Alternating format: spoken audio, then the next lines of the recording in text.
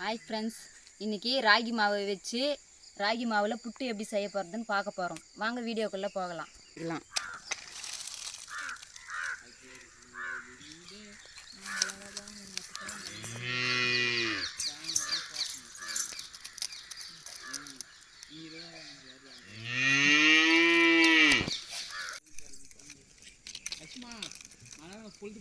இட்லி குண்டா வச்சுக்கலாம்.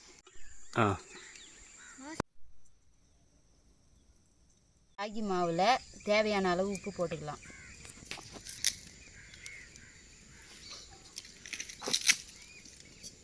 தெளித்து பிசையலாம். கொஞ்சம் கொஞ்சமாக தண்ணி விட்டு தான் பிசையணும். இரு சொல்கிறேன். இன்னும் நல்லா கொஞ்சம் தண்ணி விடணும் இல்லையா? இப்போது இட்லி தட்டு ஒன்று வச்சுக்கலாம். அது மேலே வெள்ளை துணியை தண்ணியில் நனைச்சிட்டு அது உள்ள இப்போது இது உள்ள நம்ம பிசைஞ்சு வச்ச மாவை கொட்டிக்கலாம்.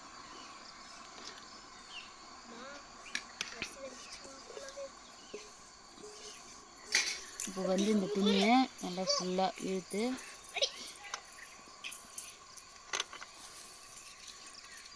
இப்படி மூடிட்டு இப்போது இட்லி மூடியை மூடி வச்சிடலாம்.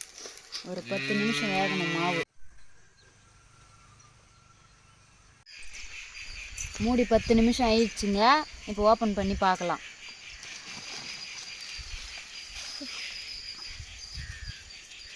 மாவு வெந்துடுச்சு, இறக்கிக்கலாம்.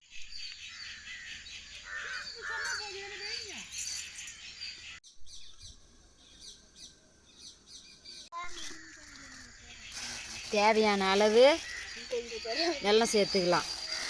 நல்லா வேணும்னா நீங்கள் வெல்லமும் சேர்த்துக்கலாம், இல்லைன்னா சர்க்கரை வேணும்னாலும் சேர்த்துக்கலாம்.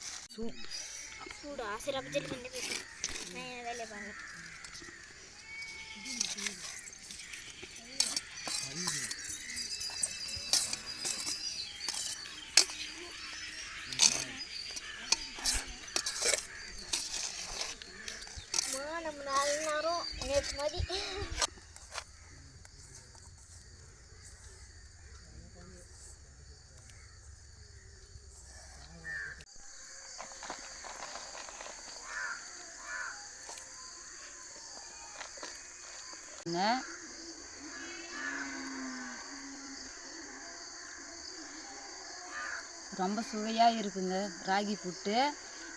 இதே மாதிரி நீங்களும் வீட்டில் ட்ரை பண்ணுங்கள். இது ரொம்ப உடம்புக்கு ஹெல்தி, குழந்தைங்களுக்கெல்லாம் ரொம்ப நல்லது, ரொம்ப ஸ்ட்ரென்த்தான உணவு. இது ஒன்று விட்டு ஒரு நாள் செஞ்சு கொடுங்க பசங்களுக்கு. ரொம்ப டேஸ்ட்டாக இருக்குது, ரொம்ப ஹெல்தியான புட்டு இது. வீடியோ பிடிச்சிருந்தா லைக் பண்ணுங்கள், கமெண்ட் பண்ணுங்கள், ஷேர் பண்ணுங்கள். மறக்காமல் சப்ஸ்கிரைப் பண்ணிவிடுங்க.